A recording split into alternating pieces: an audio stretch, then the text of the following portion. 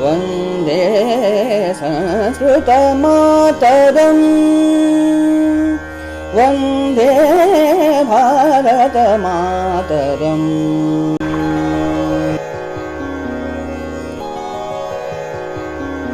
नमो नमः, नमस्कारः, वंदे संस्कृत मातरम। मैं हूं डॉक्टर सुनीता थत्ते और आज के इस वीडियो में मैं आपके सामने प्रस्तुत कर रही हूं हमारी निशुल्क आभासी संस्कृत कक्षा आओ संस्कृत सीखे की वर्णमाला की कक्षा की रिकॉर्डिंग की अगली कड़ी। रिकॉर्डिंग के पिछले भाग में आपने यहाँ तक जाना कि स्वरों के भेद हो गए 22, पर आप अभी यहाँ मत रुकिए।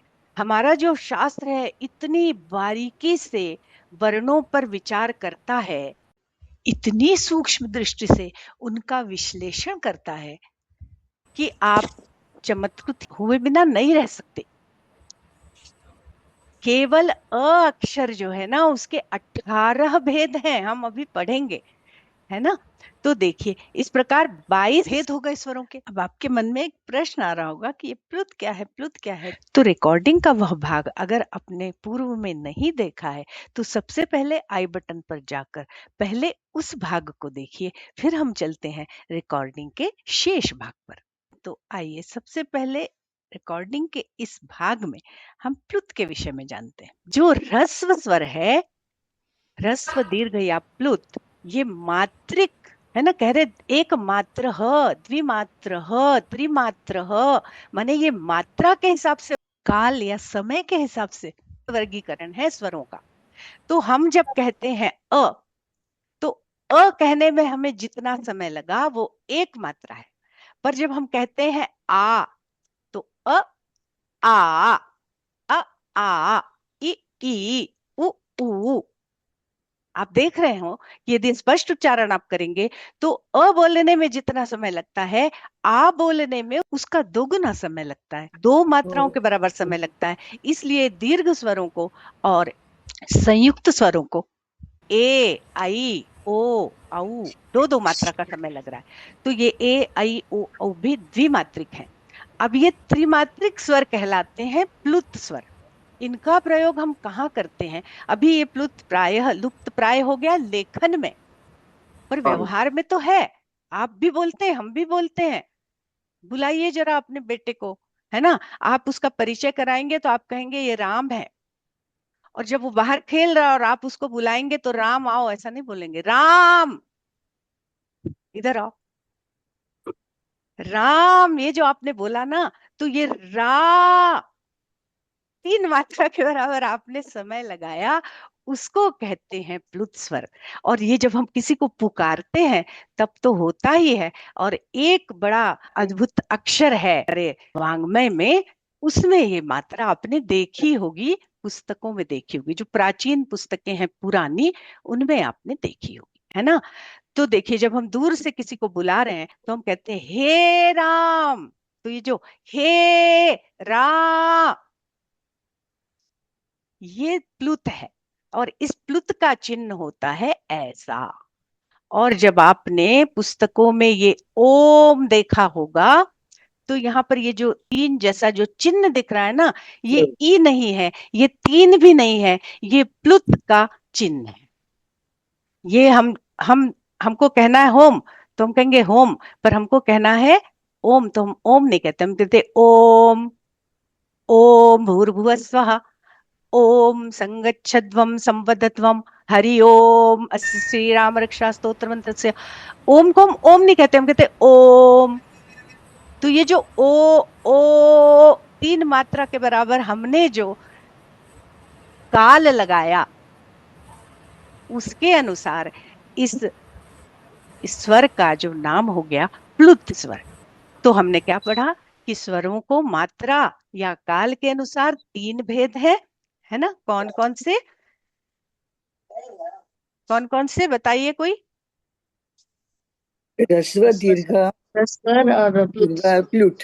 ह्रस्व दीर्घ और प्लुत, दीर्घ है ना।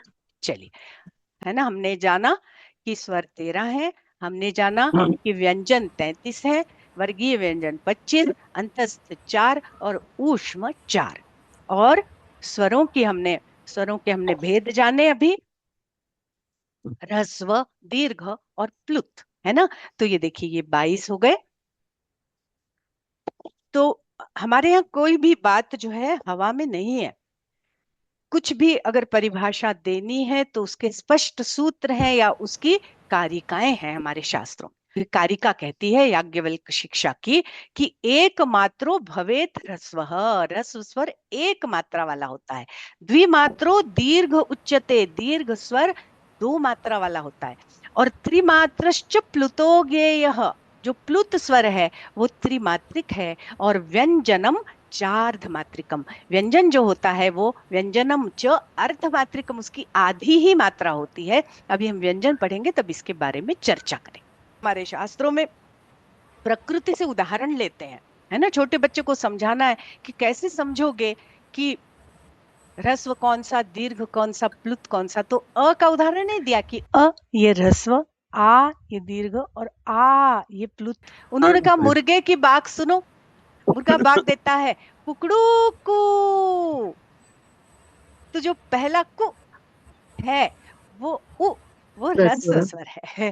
कुकड़ू जो रू है वो दीर्घ है, और कू जो बोलता है वो प्लुत है। इसलिए शास्त्रों में लिखा कि ऊ काल ह्रस्व दीर्घ प्लुतः, मुर्गे की बाग का जो ऊ काल है, माने 3 बार जो वो ऊ बोल रहा है। तो देखिए पहला जो है वो ऊ है ना, वो ह्रस्व है। दूसरा जो है ऊ वो दीर्घ है। और तीसरा जो कू बोल रहा है उसमें प्लुत ऊ लगा हुआ है, कुकड़ू कू। तो अभी हमने जाना कि 22 भेद हो गए स्वर के। पर जो हमारे शास्त्रकार है ना, देखिए मैं बहुत विस्तार में नहीं जाऊंगी।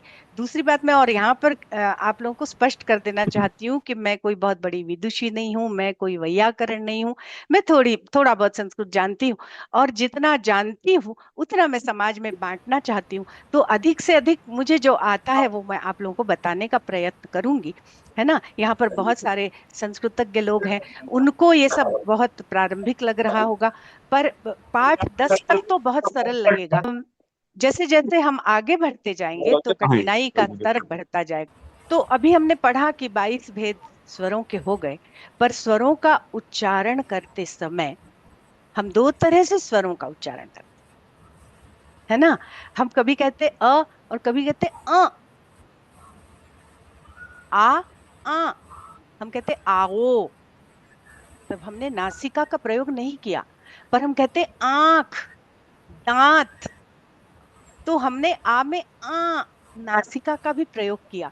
तो उसके लिए परिभाषा दी कि मुख नासिका वचनोनुनासिक। और जब यही 22 के 22 स्वर जब मुखेन सह नासिकया अपि उच्चरिताः भवन्ति तदा ते अनुनासिक स्वराः भवन्ति। जब वो मुख के साथ नासिका से भी उच्चारण उसका होता है, तब वो स्वर जो है वो अनुनासिक स्वर कहलाते हैं। और ये जो अनुनासिक का चिन्ह है वो ऐसा लगाया जाता है ना, जिसको हम हिंदी में चंद्र बिंदु कहते हैं, उसको संस्कृत में अनुनासिक कहते हैं। तो अब ये 22 के 22 भेद फिर से 22 हो गए, और आ ई ई उ उ और आ ई ई उ उ। तो इस तरह से देखिए 22 धन 22 बराबर ये 44 हो गए, 44 हो गए स्वरों के भेद। पर अभी भी भेद समाप्त नहीं हुए हैं, हम आगे और भेद स्वरों के जानते हैं, है ना। अभी जो ह्रस्व दीर्घ प्लुत तो हम स्वरों की बात कर रहे हैं। जब हम व्यंजनों की बात करेंगे तो वहां भी व्यंजनों को उच्चरित करने के इतने सारे भेद हैं, है ना। ये ह्रस्व दीर्घ प्लुत तो इसके हुए स्वर के भेद हुए, पर व्यंजनों सहित हमारी पूरी वर्णमाला के उच्चारण स्थान और प्रयत्न, अर्थात आभ्यंतर प्रयत्न और बाह्य प्रयत्न की दृष्टि से अनेक भेद हैं, जिन्हें हम आगे पढ़ेंगे। विवार, संवार, श्वास, नाद, घोष, अघोष, अल्प प्राण, महाप्राण, अनुनासिक, निरनुनासिक, उदात्त, अनुदात्त, स्वरित, इतने प्रकारों से उनका वर्गीकरण है। मुझे नहीं लगता कि विश्व की किसी भाषा में इतने व्यवस्थित रूप से केवल वर्णमाला को समझाया गया होगा। तो अब जब मुखनासिका वचनोनुनासिक से 22 धन 22 बराबर 44 हो गए, तो अब हम जानते हैं कि और कौन से भेद हैं। हो स्वरों के उदात्तादि भी 3 गुण हैं। उदात्त, अनुदात्त और स्वरित, ये नाद के हिसाब से हैं। ये संगीत शास्त्र के स्वर हैं। आप लोगों ने देखा होगा, मैं तो वैदिक पंडिता नहीं हूं, पर आप लोगों ने देखा होगा कि जब वैदिक विद्वान वेदों का उच्चारण करते हैं तो वो अपने हाथों को कभी ऊपर ले जाते हैं, कभी नीचे ले आते हैं, कभी दाएं बाएं ऐसे लगाते हैं, है ना। तो वो जो चिन्ह है, वो जो संकेत हैं, वो उदात्त, अनुदात्त और स्वरित का है। उसके लिए भी हमारे शास्त्रों में लिखा है उच्चैरुदात्तः नीचैरनुदात्तः समाहारः स्वरितः। अभी हम इसके विस्तार में नहीं जाएंगे। ऊर्ध्व ध्वनि से ऊंचे, ऊंची ध्वनि होगी, वहां से जो स्वर उच्चरित होगा उसको उदात्त कहेंगे। नीचे ही अनुदात्त, नीचे स्वर से जो ध्वनि उच्चरित, ध्वनि मीन्स केवल स्वर, व्यंजन नहीं, उच्चरित होंगे वो अनुदात्त कहलाएंगे।